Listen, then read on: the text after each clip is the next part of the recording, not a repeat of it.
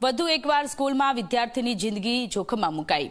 અમદાવાદના મણિનગરની દુર્ગા સ્કૂલની આ ઘટના છે। વિદ્યાર્થીની બોટલમાં અન્ય વિદ્યાર્થીએ કેમિકલ ભેળવ્યું। રિસેસમાંથી પરત આવેલા વિદ્યાર્થીએ બોટલમાંથી પાણી પીધું। તબિયત લથડતા વિદ્યાર્થીને હોસ્પિટલ લઈ જવામાં આવ્યો। સમગ્ર ઘટનાના દ્રશ્ય શાળાના સીસીટીવી કેમેરામાં કેદ થયા છે। બોટલમાં કેમિકલ ભેળવનાર વિદ્યાર્થી સામે કાર્યવાહી કરવામાં આવી છે। શાળા પ્રશાસને કૃત્ય કરનારા વિદ્યાર્થીને ઘર ભેગો કરી દીધો। શાળાએ જાણ ન કરાતા ડીઈઓ કચેરીએ શોકોઝ નોટિસ ફટકારી।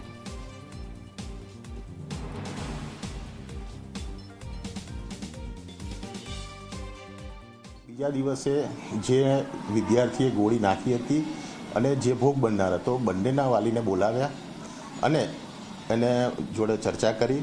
ત્યારે જે ગોળી નાખી હતી એ વિદ્યાર્થીના વાલીએ જણાવ્યું કે એમને પતંગનો વ્યવસાય છે અને ઘરે ડામરની ગોળી એમના ત્યાં હતી અને એમાંથી એમની ધ્યાન બહાર એ લઈને આવ્યો હતો।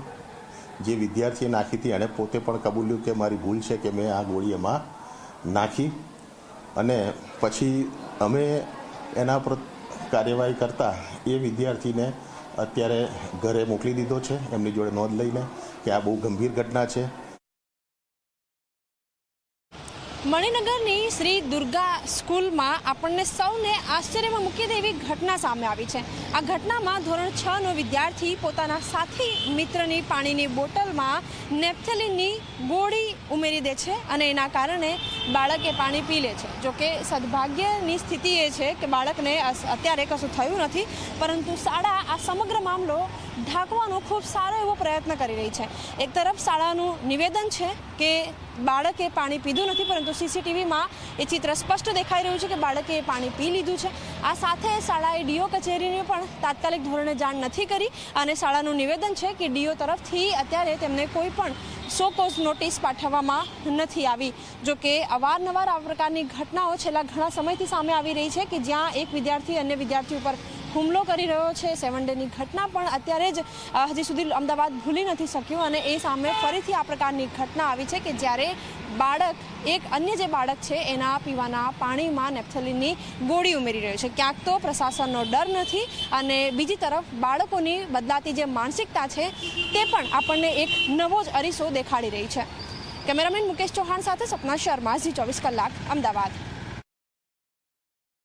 બાળકો અત્યારે બહુ ઝડપથી હિંસા શીખી રહ્યા છે।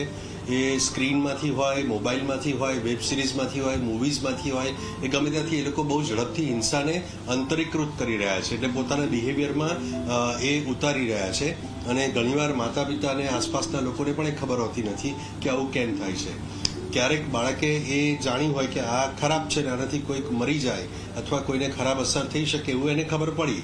હવે એ ઇન્સ્ટ્રુમેન્ટ અથવા એ ડામરની ગોળી હોય કે XYZ જે હોય તે એની એને ખબર પડી, પણ એ વાપરવાનું અને નહીં વાપરવાનું જે ડૂઝ અને ડોન્ટ્સ જે છે એમાં બાળકો અત્યારે બહુ ઝડપથી સ્વીકારતા નથી। એ લોકો એવું જ માને છે કે મારવું ઇઝી છે, કોઈને પણ મારી શકાય છે, કારણ કે એ તો બધું કોમનલી જોઉં છું।